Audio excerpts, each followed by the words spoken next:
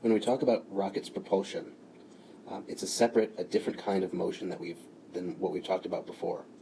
Thus far, when we've talked about Newton's second law, or force equals mass times acceleration, typically we've been looking at objects whose mass does not change, and thus we have a force that is applied to that object of constant mass. That object has an acceleration and moves with response. That is true for many things, but when you have a rocket has fuel aboard it. As it burns that fuel, it jets those burning gases out the back of the rocket, which is what pushes it forward, which is what produces the thrust. As that fuel is burned up inside the rocket, the mass of the rocket is actually decreasing as more fuel is burned, and so that thrust is going to differ. It's going to change in how much it accelerates the rocket as the mass itself of the rocket changes. When we use, because of this issue, basically what we're going to do is consider a rocket not as a force, not as a thrust that's accelerating an object, but we're going to consider it instead as a conservation of momentum problem. In this situation, we think of it as the exhaust gases are shot out of the back of the rocket, and the rocket is recoiling due to that. And so basically we're dealing with the rocket propulsion as an explosion, where we have the rocket and fuel together initially. When the fuel is combusted, the rocket recoils one way, the fuel is pushed out in a different direction. To see how this works, we consider the explosion, we consider the reverse collision. Initially, the rocket has a mass and it has an initial velocity, and because of that, the rocket has an initial momentum, which is its mass times its velocity.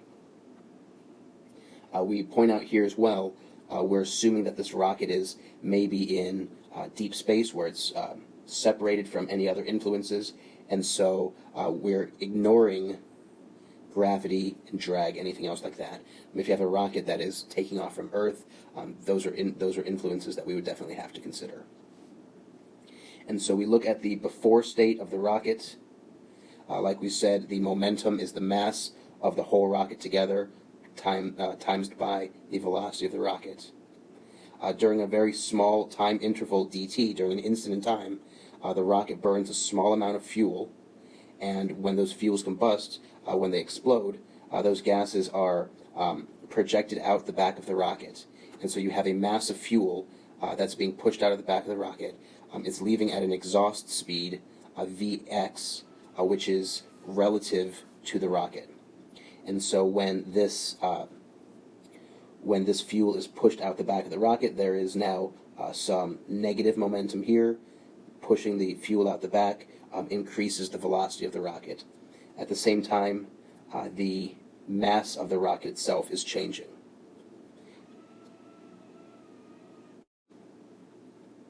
After the exhaust gas is ejected, both the rocket and the gas have momentum. And so we want to conserve momentum and say that the momentum of the rocket plus the momentum of the fuel, both of these after the combustion, must be equal to the momentum before the explosion, which was the mass of the whole system multiplied by the initial velocity. Now we saw in the initial, cartoon on the previous page, that the mass of the rocket was m plus dm. What we're saying is that it was the initial mass of the rocket plus a small change in the mass of the object, on the mass of the rocket. In fact, we know that dm, this tiny change in mass of the rocket, has to be less than 0, because the rocket is losing mass as it burns up its fuel. That fuel, the mass of the fuel leaves the rocket. At the same time, this mass of fuel, the mass that is being ejected out the back of the rocket, whatever mass is lost by the rocket, that is lost as loss of fuel, and thus a change in the mass of the rocket shows up as a negative change, a reciprocal change in the fuel. Since we know that this value dm, this change in the mass, has to be negative, that means that a negative quantity means that the mass of the fuel burned actually has to be a positive amount. Basically what we're doing here is we're trying to retain our mathematical formality, to not assume anything about what's going on, to say that the mass later on was the initial mass plus a change in the mass, and then we're coming back here and we're saying, okay, well, that change in mass physically has to be a negative amount, and that the mass of the fuel burning has to be a negative amount because the mass of the fuel has to be a positive quantity. We also want to point out that the gases are ejected at a speed of Vx, but that speed is relative to the rocket as well. If we simplify this conservation of momentum, we can get down to this relationship between how much mass will give us what change in velocity. On the next slide, we'll see how this actually comes together. Here we return to our cartoon. We have a explosion, which is a reverse collision. We're looking at the momentum before the collision, the momentum afterwards, and we will see that momentum must be conserved if we are ignoring gravity, drag, any other forces that could be acting on this rocket. And so initially, we have a momentum, which is the mass of the rocket multiplied by the velocity of the rocket. Afterwards, the final momentum is the momentum of the rocket plus the momentum of the fuel, which is to say it is the mass of the rocket multiplied by the new velocity of the rocket. If the fuel is being pushed out the back, the rocket is going to increase its velocity by an infinitesimal amount. And then we also have the mass of the fuel that's being expelled out the back of the rocket, and we have the velocity of the fuel. Now we're given the exit velocity of the fuel, which is relative to the rocket. But that's not what we need when we talk about a conservation of momentum. All of our measurements have to be relative to an outside observer. Basically, our velocity here, if we're measuring the velocity of the rocket, we're measuring it as if we're standing outside watching the rocket go by, and we're measuring the velocity of the rocket. If that's the case, we have to consider the velocity of the exit gas relative to us, relative to the outside observer, rather than relative to the rocket. And so the exhaust gas was moving at a velocity v, but it's moving at a velocity vx relative to the rocket, so that from the rocket it appears to be going backwards at a velocity vx. So from our perspective, outside of the rocket, the exhaust gas appears to be moving at v minus vx. So it's still moving to the right in this situation, but it's moving to the right slower than the rocket is on its own, and thus, if it's moving slower, it is still moving away from the rocket from the rocket's perspective. It also has less momentum than it ought to, so that the rocket has more momentum and has gained speed. We said as well that this is the change in the mass of the rocket, and any change in the mass of the rocket, if there were an increase in mass of the rocket, there would have to be a decrease, a corresponding decrease in the mass of the fuel. But we know in actuality the opposite is true, that this dm is actually a negative quantity. This mass plus change in mass is actually a decrease in mass, and thus the mass of fuel is a positive amount. And so what we can do here is we'll say that this mass of the fuel is in fact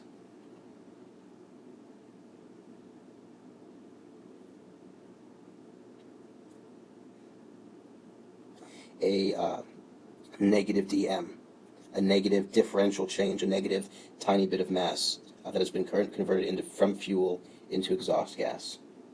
And so we'll simplify this term as well.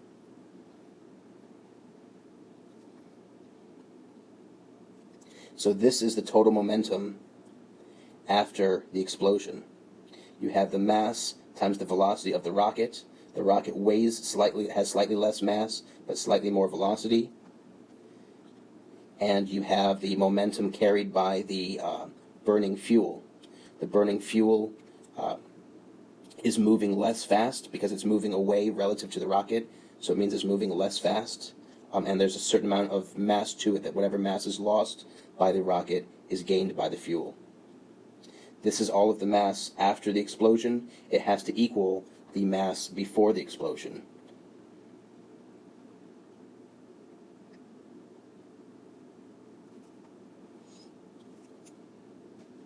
What we'll go ahead and do here to simplify is we will distribute these terms, and we'll see what cancels.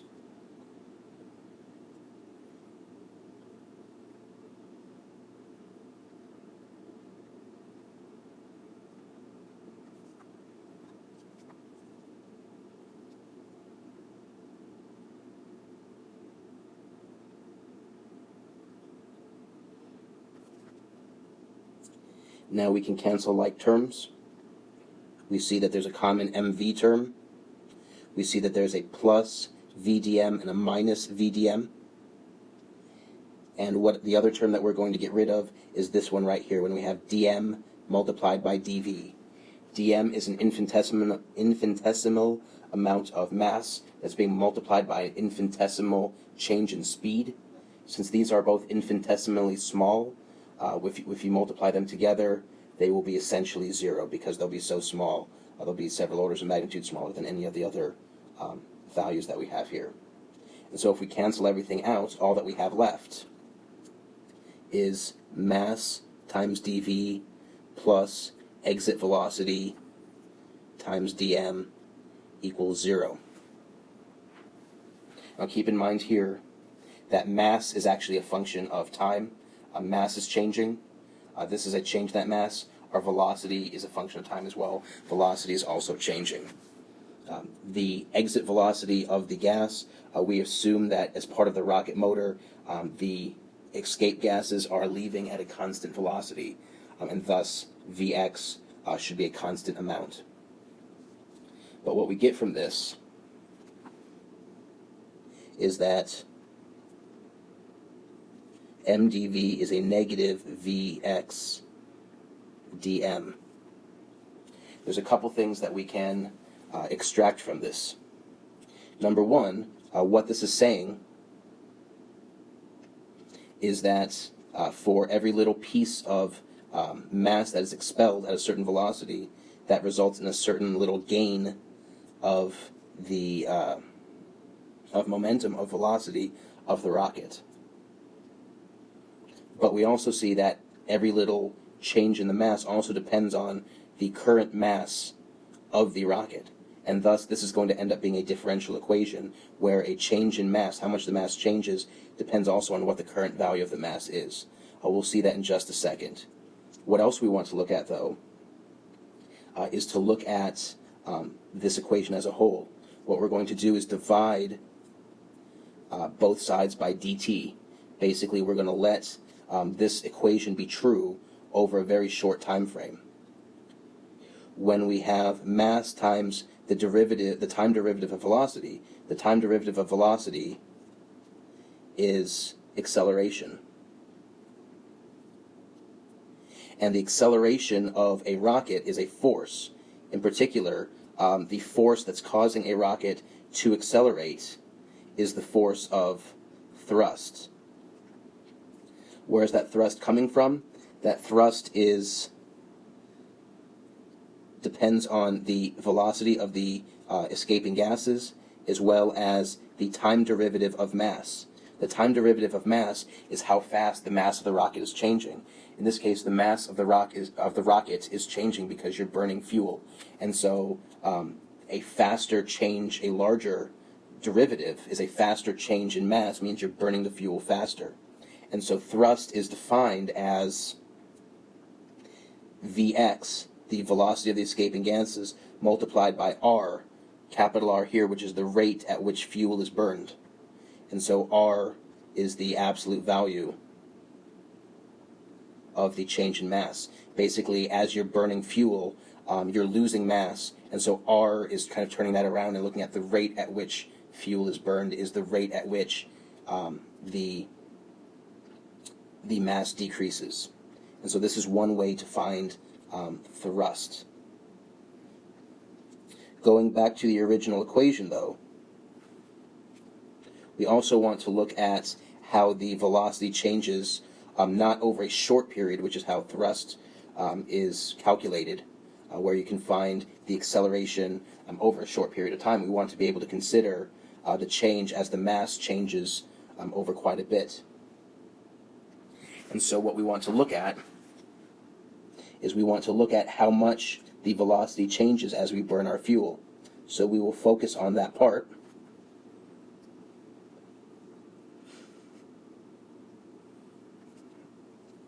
And we see here that as we burn a small amount of fuel, that will change our velocity, right? As we burn the fuel, this will be a negative amount. We're losing mass, and so the negative and the negative will give us a positive change in velocity. But this burning of fuel also depends on the total mass. So we see that when the mass is very large, like the fuel that's burned in the first few seconds of the rocket igniting, basically this is a very large amount, which is dividing out our change in mass, and it makes the change in velocity less.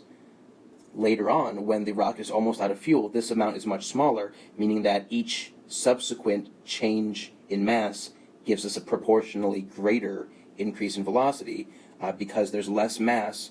A change in momentum, when there's a change in momentum with less mass, that means there'll be a bigger change in velocity as a result.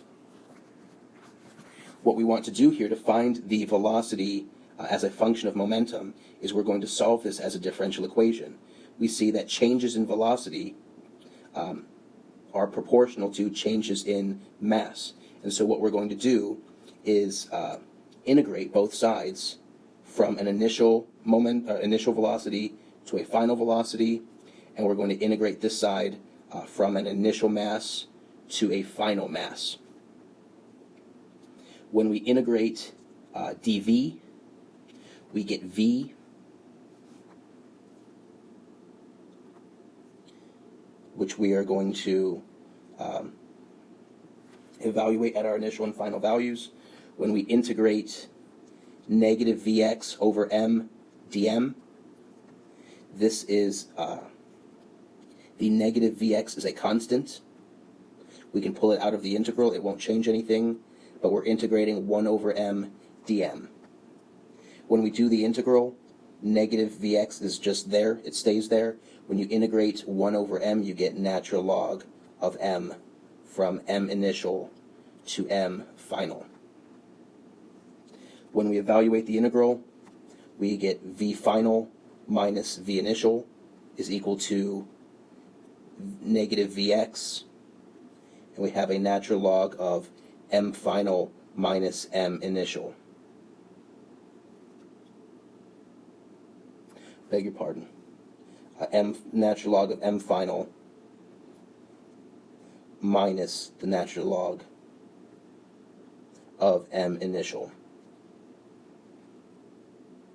Now what we can do here is we'll say that this, number one, if you have the subtraction of two logarithms, you can write that as the natural log of m final over m initial, and you still have a negative Vx there. If you have a negative sign, you can pull that inside the integral sign, and we end up with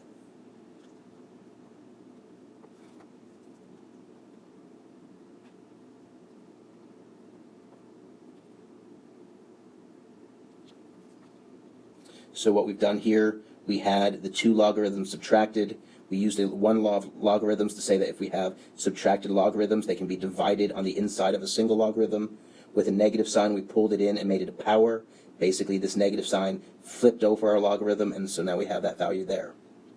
Now, a couple things to point out. Number one, if we assume the initial mass of the rocket, the initial velocity of the rocket is 0, that the rocket is not moving, then this is giving us the velocity at some later time given 0 initial velocity of the rocket.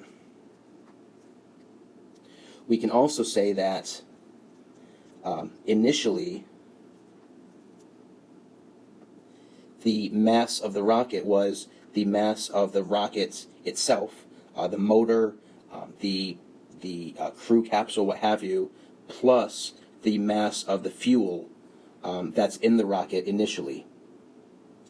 The final mass of the rocket we can write as the mass of just the rocket after all the fuel is burned up. This term is gone. And what that gives us then is that is the final velocity of the rocket. That is the maximum velocity of the rocket, is how fast you go when all of your fuel is burned up. Because for all the fuel that you burn, you go a little bit faster for each time until all the fuel is gone. Then we can simplify all of this and say that the maximum velocity of the rocket is the escape velocity of the burning fuel multiplied by the initial mass of the system plus the mass of the fuel initially divided by the mass of the rocket.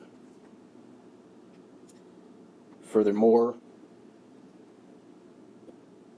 we can we can split up the interior of our logarithm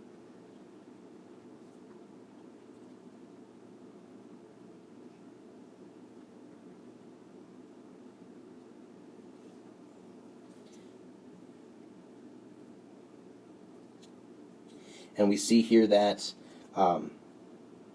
we get the greatest velocity when we have the highest exhaust speed of the exhaust gas of the fuel.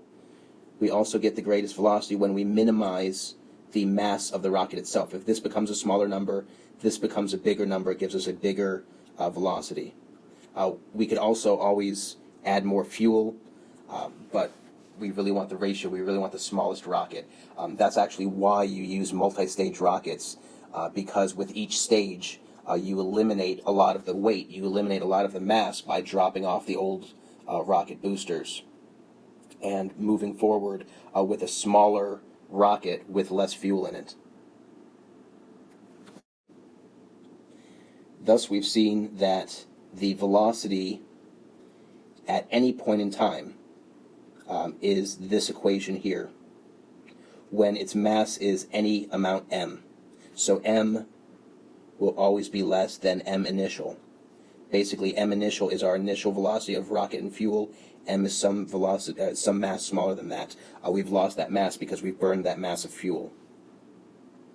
We've also seen the maximum speed, which is when the fuel is completely gone, and the mass is just the mass of the rocket is what's left. We've seen that relationship as well.